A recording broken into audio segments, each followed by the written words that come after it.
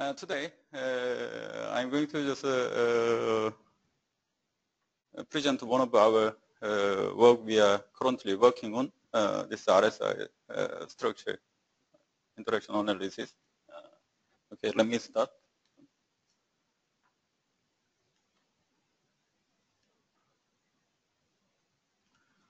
First, I will introduce just a general concept of this RSI analysis first, and then this Midas software, how it works. I will explain you how to verify this software compared with the UIC code.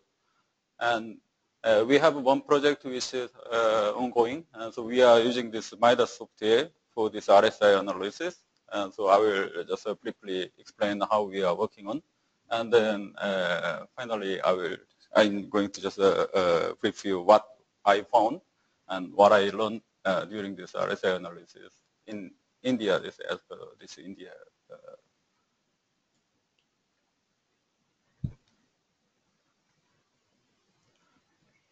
I understand most of people they are working for this railway project today. I heard that from India Railway as well as Light, and so many just consultant who is working on this rail structure they are here, and so I think most of them you know about this RSI analysis. This RSI analysis, if you have a railway bridge, if we have a rail above the bridge, and we have to consider this rail and structure interaction, because the rail is linked together with the bridge by some fastening system.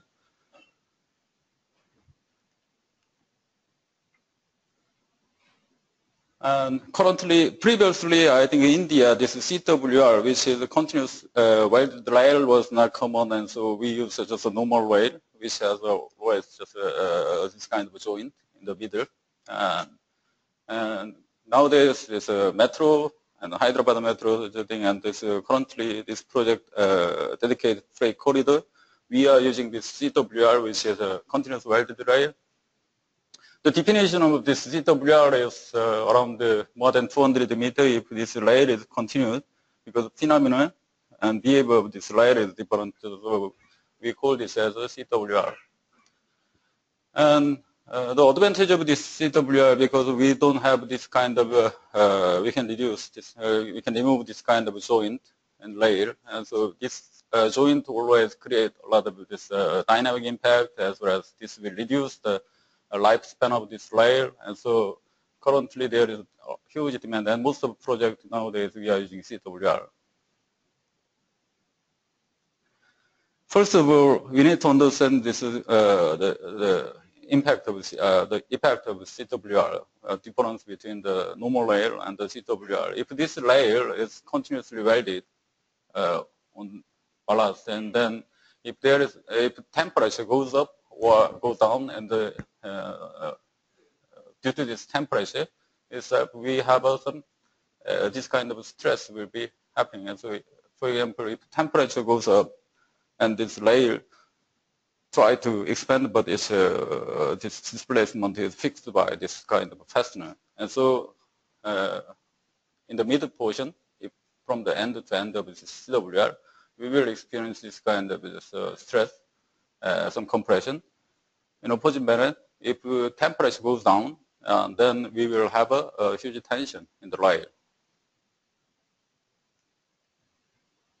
In addition to this, railway has to cross some bridge, and so underneath of this rail, if we have a structure, and this structure also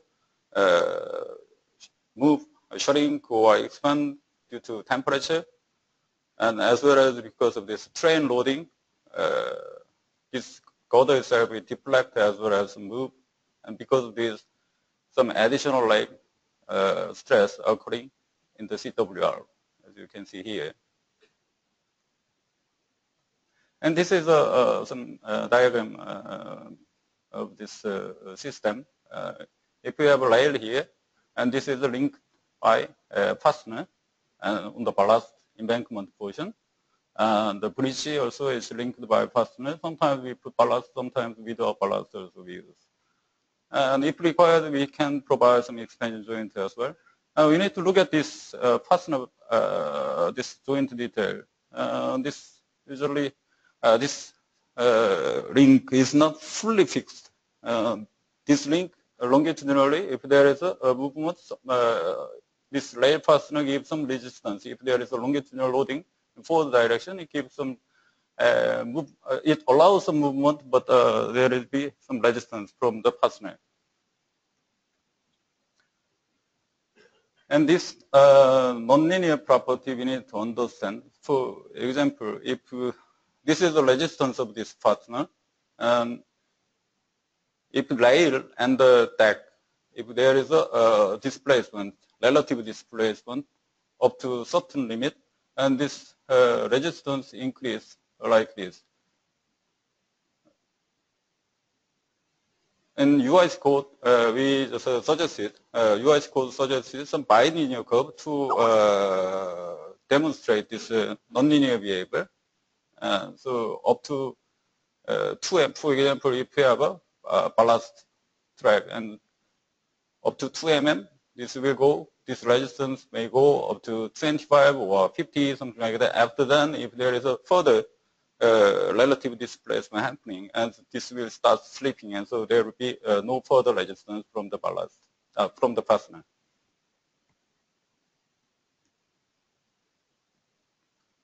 So this is a phenomenon of this load distribution. If there is a tracking or braking longitudinal force, this force will be first, it will go through the rail, and this from the rail through the fastener, some portion of force will be transferred to the substructure.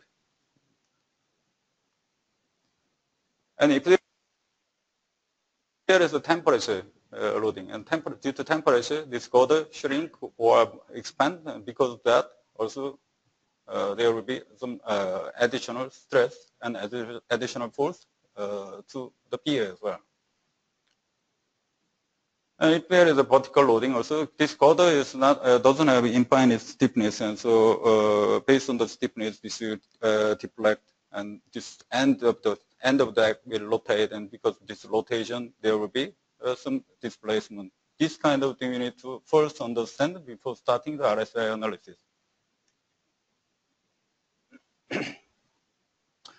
And there is a vertical loading. As per UIC code, two type of this loading load model is suggested. This is one model is model 71, and another model is SW0 or SW2.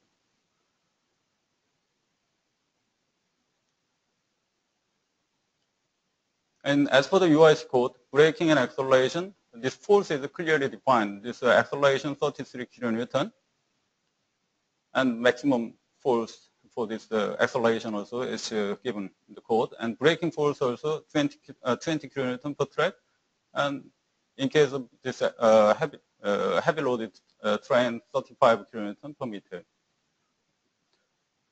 Also, dumbbell load is also is given in the UIC code. If it's temperature change, and rail temperature and girder temperature, it doesn't mean it's always the same. And so this difference of temperature between deck and rail also should be considered. And this is a criteria we need to satisfy as per the UIC code. First, this additional stress due to thermal loading and the braking and traction together with the vertical load. The limit is 72 for compression. So compression stress limit is given 72 if this rail radius, horizontal radius curvature is less than 1500, and it reduces if this radius reduced. And tensile stress is somewhat higher than compression stress limit, and so it becomes 92. Because of rail, we should there is more impact if compression comes, because the rail is quite slender, and so there is a different limit, compression and tension like this. And another thing, longitudinal relative displacement in bridge deck. This bridge deck, if this one bridge, if we have a simple span of bridge, if this bridge moves too much, for example, more than 5 mm, and this joint part, this ballast will be deconsolidated. And so there will be some damage in the track system. So there is a limitation of this longitudinal relative displacement. Also, due to vertical loading also, as I explained in previous slide, due to the deck end rotation, if there is also excessive deformation, displacement between two deck, and if it is more than 8 mm, also there will be some damage in the track. So these three items is a major item we need to check during the RSI analysis.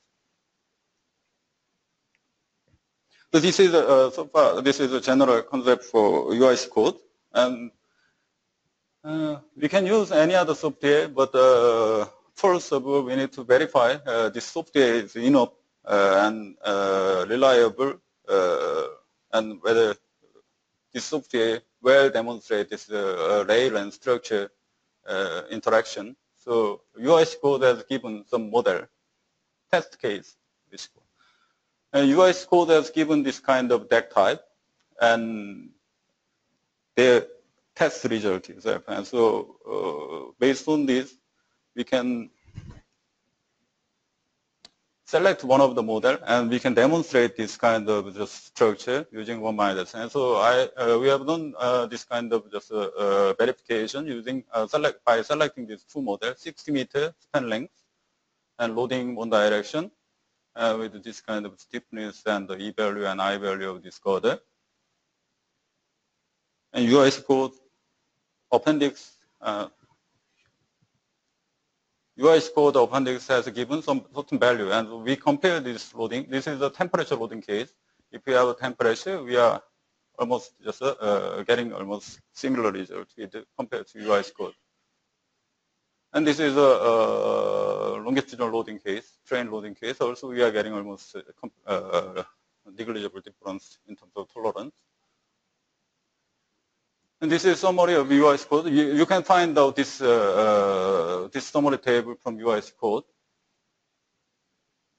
And similar manner, I have checked this Midas Civil, and this result is quite comparable. This is, so I'm quite confident this Midas result, which demonstrates this rail and structure interaction very well. So this is some project which I have done this kind of RSI analysis earlier and currently ongoing project. And upper one, I think most of people know Hyderabad Metro is also metro. This is Metro Bridge, having such this kind of curvature as well. And so horizontal curve is there. And so I demonstrated it all using Midas and this portion. And this is a current ongoing project which I'm handling.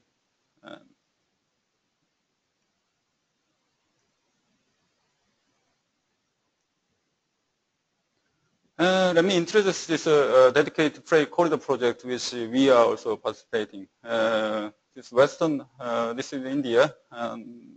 From Delhi to Mumbai, we are now currently constructing new railway dedicated freight corridor. And this is Western dedicated freight corridor, and this is the Eastern corridor. And total length, 1,500 kilometer and 1,800 kilometer Eastern corridor. And I just compared the Indian railway and the DFCC this loading. What is the difference? And so as you can see, DFCC this freight corridor loading itself is quite different compared with the Indian railway standard load. And X loading is 32.5 ton, and length of this train is quite long compared to Indian railway. And this is just one of the examples which we are currently checking the rail stress and deformation, such a thing. And just a short span, less than 80 meter span, and the beam slab, just a precast beam slab.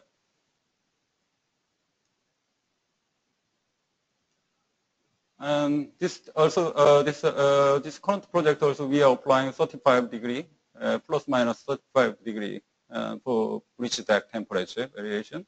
And vertical loading, we are, this loading unit, we are following the bridge rule as per IRS code, which is specifying the loading, equivalent load intensity as per the span length.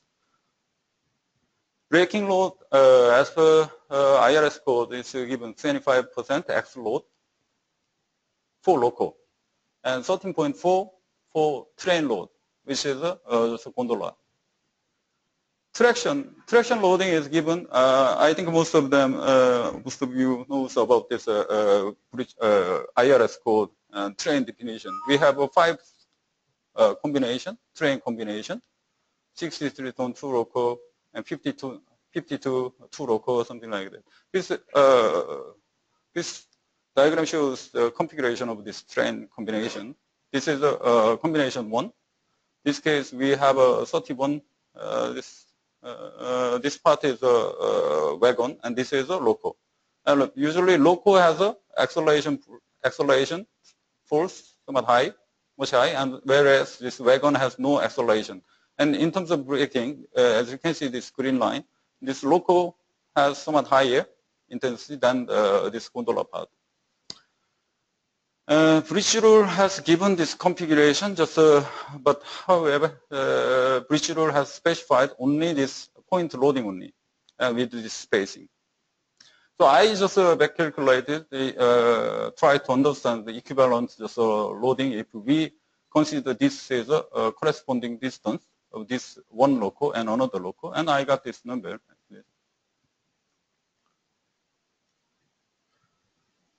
And this is a combination 2, train combination 2, combination 3.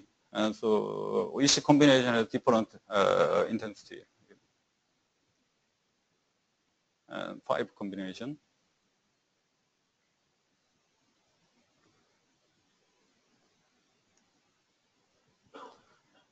And this is a bridge rule appendix 27 and 26.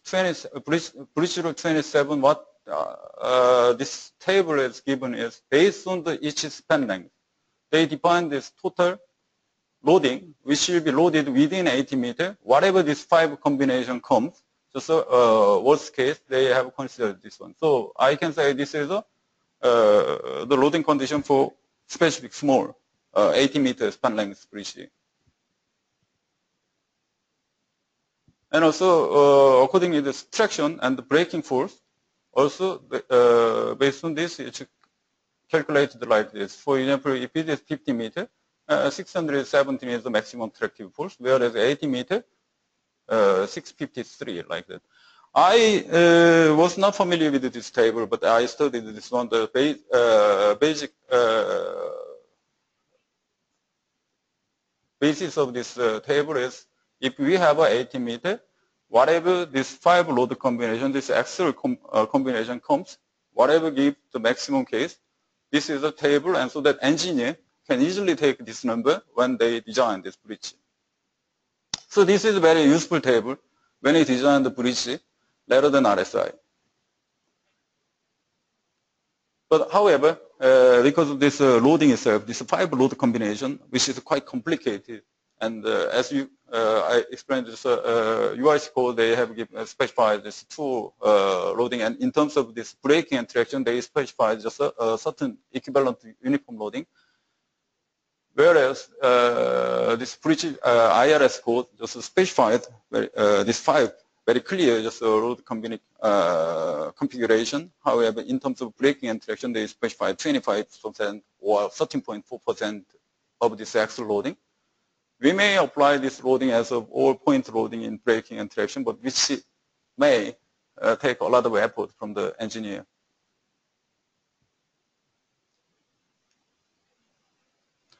And this is a criteria for which we are adopting. This is just I made this table compared with this UIC code. Compression limit is 60. And tension limit is 75, which is quite somewhat conservative side than UIC code. This value is given in this IRS addendum and corrigendum slip number 45, like this. And so we are following this value rather than UIC code. And other requirement is also same as the UIC code. And this is one model what we are doing. So using Midas Civil, so we demonstrated 2 tracks left, 1 track and another track. And we have a bi-foundation substructure here, and whereas we, right side we have open foundation like this. And this is just a Midas snapshot. We can define this kind of bilinear, nonlinear material to demonstrate this fastener, which is showing here. And so this is this model, just a configuration. Rail and girder is linked together with this kind of just a nonlinear multilinear link property, and substructure is modeled accordingly.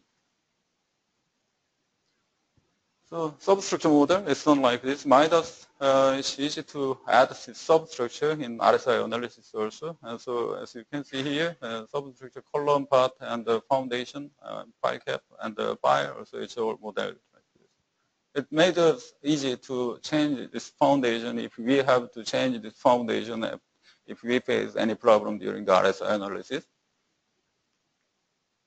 And open foundation model also it's done like this. And loading, we need to apply this loading train to simulate this train is traveling here, and so each load, we have to define a lot of different loading case, which we can use Midas, which is very useful to save our time. We need to apply both direction, forward direction as well as reverse direction. So basically, we check the temperature and braking and traction effect and vertical bending, and check the rail stress due to temperature, how much we are getting, and the braking, how much we are getting, and the vertical loading also how much.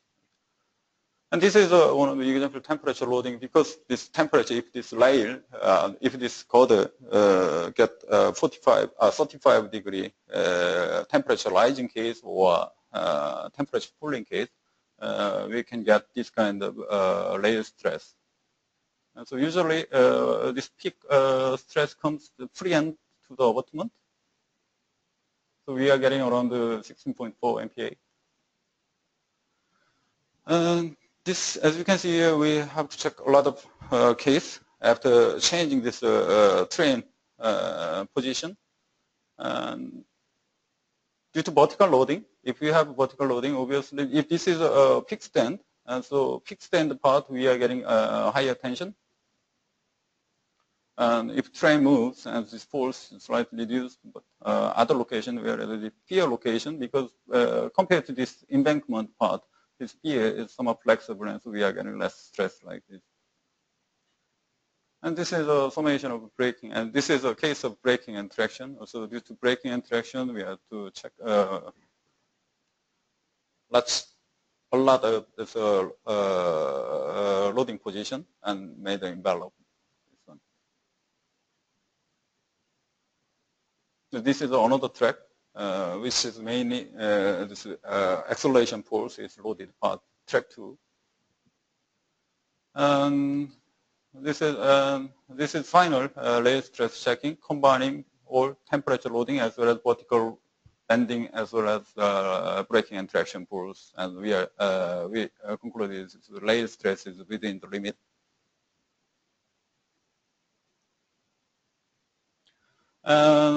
One more thing, we need to check this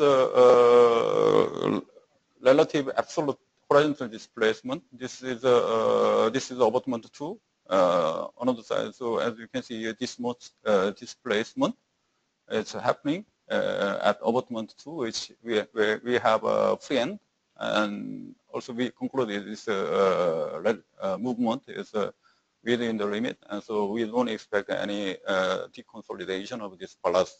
And so this RSI analysis shows this structure is okay. This is each view we check the due to vertical bending also. This limit is 8 mm, but we don't expect any such a significant problem because this girder itself, this span length is very short and the girder height is quite steep, and so this situation is normal. Just, we concluded this end rotation with such a short span. With the current just a conventional structure in railway structure, this is not an issue. Mainly, we found this rail stress is critical. Yeah. And so we are currently undertaking lots of other structures, so RSI analysis using from our design team, and I'm going to share some finding what I have observed during this analysis. First, the substructure stiffness. Usually in conventional just a structural design, we don't need to consider this kind of this foundation rotation. I mean ground condition. Usually we just consider bottom of foundation is quite rigid, and so this will give always somewhat conservative value and safer side. And what I observed, because we are modeling this soil spring as well, so I would say this our analysis, we are doing the analysis considering this rail and structure as well as geotechnical just soil condition as well. In RSI analysis, this substructure, this stiffness is quite a significant factor, and so we need to look into this stiffness very well. First, just elastic deformation. If this column, if there is a horizontal force acting on top of the column, this will deflect. This will be based on this elastic deformation of concrete. And together with this, if this soil has some spring value, if it is a ground condition, based on the ground condition, and we need to model this as some spring. And there could be there is a possibility of rotating this structure, even though this is within the stability limit. And there is another possibility of just a horizontal translation of this foundation also. So we need to consider all of these three. And so based on this, we have just assessed what is the impact of this rotation, and based on different separate modulus of reaction, we check this one. And so for example, if we consider rock condition, which doesn't usually, we can ignore this foundation rotation. This will give just a 7 mm maximum deflection, whereas we may get almost 14 mm top displacement if we take just this kind of separate modulus of reaction. So during the design of this railway structure, especially if we have such a high, if we expect such a high longitudinal loading, braking, and traction, I would recommend just look at the foundation condition carefully.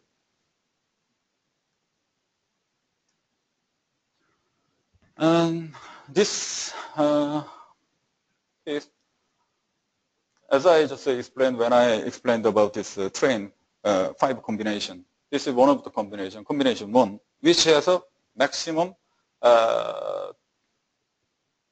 traction force, acceleration force. And we can think about this traction force divided by this equivalent length, and which will give this much intensity, loading intensity. And also this, in terms of braking, as we can see from this green line, we can divide by this corresponding loading divided by this distance of this gondola. I'm getting around 16.0 kilonewton per meter. I have just done just to understand this the significant difference, whether we can just use this, UDL loading or point loading. And so I have just checked focusing on this abutment 2 side, I have checked some detail. And so I applied all as a point loading in Midas, as well as I applied just a UDL. And so we are getting almost similar result, which is just comparable.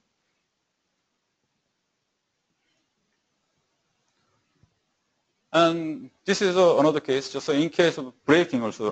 Previous slide was showing the traction case. Traction case, okay, because anyway, traction case, even if we apply the high intensity of UDL or point loading, total loading remain almost same, it should be same. But in terms of braking, if we follow bridge rule, we will get, as per the bridge rule, we are getting 24 kilonewton per meter if we take from that table, bridge rule, table 27. Whereas, I don't expect such a high value for this gondola part. And even this maximum, this combination 5, this local, also if we divide by this corresponding length, also I'm getting just less value in terms of braking. So 21, less than 21. But bridge rule concern, I understand, if we have such a short span here, when we had just a normal track, which is not CWR. If this loading is loaded on top of this 18 meter span small bridge, and so we have to take this full force is transferred to the substructure. So that was the intention of bridge rule this table, not for the RSI analysis of this CWR case.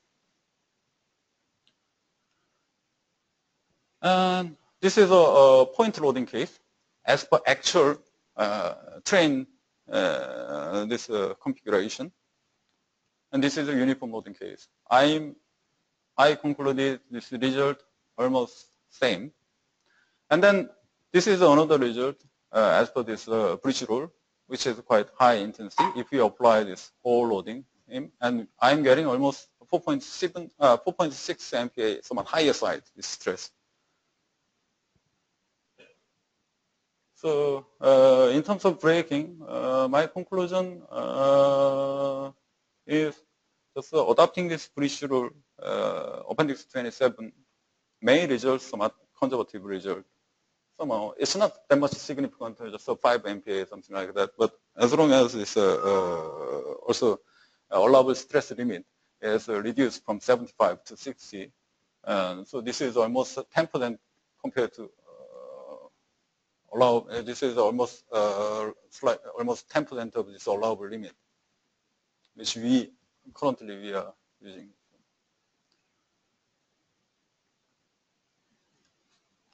So my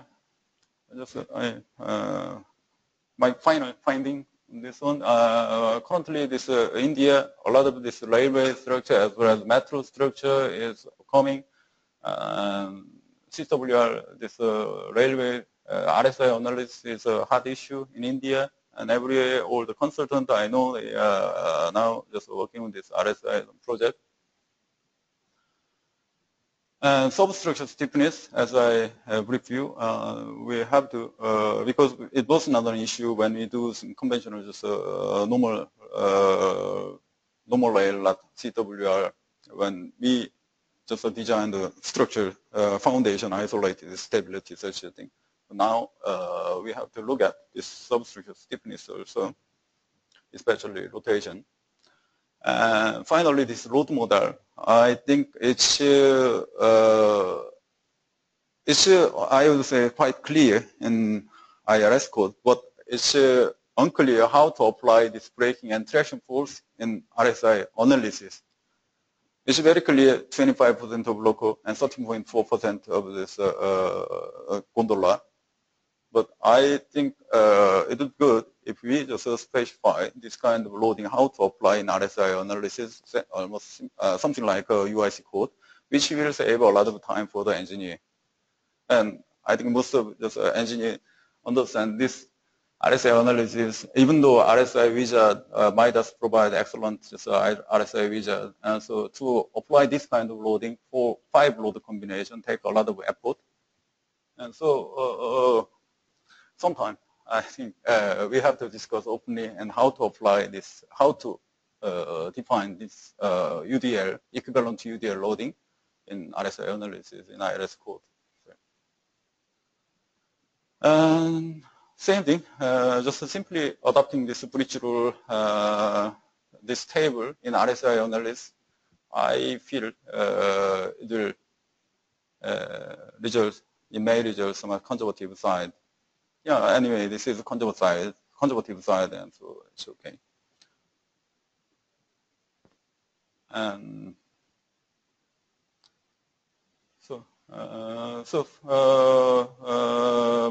actually, my intention of this presentation was one day I'd like to open discuss with all people who is working on this railway structure in India, and to make some guideline how to apply this